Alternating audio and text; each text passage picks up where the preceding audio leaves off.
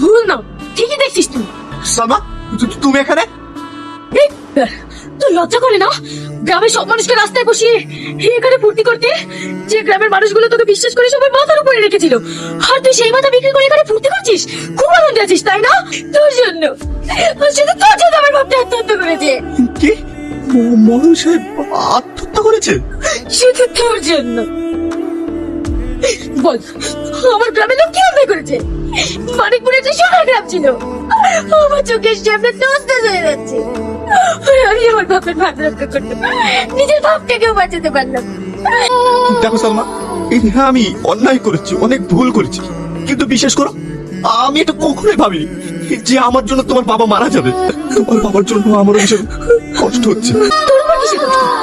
তুই তো খুব আনন্দ আছিস, কিন্তু তোর এই প্রতারণার কারণে শুধু আমার বাপ না, আমার বাপের মতো এখনো অনেক মানুষ মরতে বসেছে। আমি বেঁচে থাকতে ওই মানিকপুরের আর কাউকে মরতে দেবো না। যে হাত দিয়ে আমি সবার সম্পত্তি কেড়ে নিয়েছি, সে হাত দিয়ে আমি সবার সম্পত্তি সবাইকে ফিরিয়ে দেবো। কিন্তু ওই দলিলগুলো আছে শয়তান শাকিলের কাছে, তুমি কি করে ফিরিয়ে আনবে? সেটা আমি দেখে নেব। আমি যেটা বলছি সেটা মন দিয়ে শোনো। ভাই, ভাই, এই দেখো আমি কাছে নিয়ে এসেছি। আরে টনি, তুই এই গাইয়াকে কোথায় পেলি? আরে গায়ে না, আরে বিশাল কালেজা ওই গ্রাম থেকে এসে আমাকে মার্ডার করে দলিল হাতিয়ে নিতে এসছে। শয়তান, তোর এত দেবো খারাপ, আমি তোদের কাউকে ছাড়বো না। তাই নাকি? এই টনি, কোথায় আছে না হাতি ঘোড়া গেল তল, মশা বলে কত জল। না ভাই, একে কমজোর ভাবলে হবে না, একে এমন শিক্ষা দিতে হবে জমি তো দূরের কথা, যেন মানিকপুরের নামটাই ভুলে যায়। তুই ঠিক বলেছিস, আমি সেই ব্যবস্থাই করছি। এই, একে গোটা আমরা বন্দি করে রাখ। না ভাই, আমি তোমাকে ছাড়া এখানকার কাউকে বিশ্বাস করি না। এ আমার হেফাজতে থাকবে, যেন তোমার আমার কেউ ক্ষতি না করতে পারে।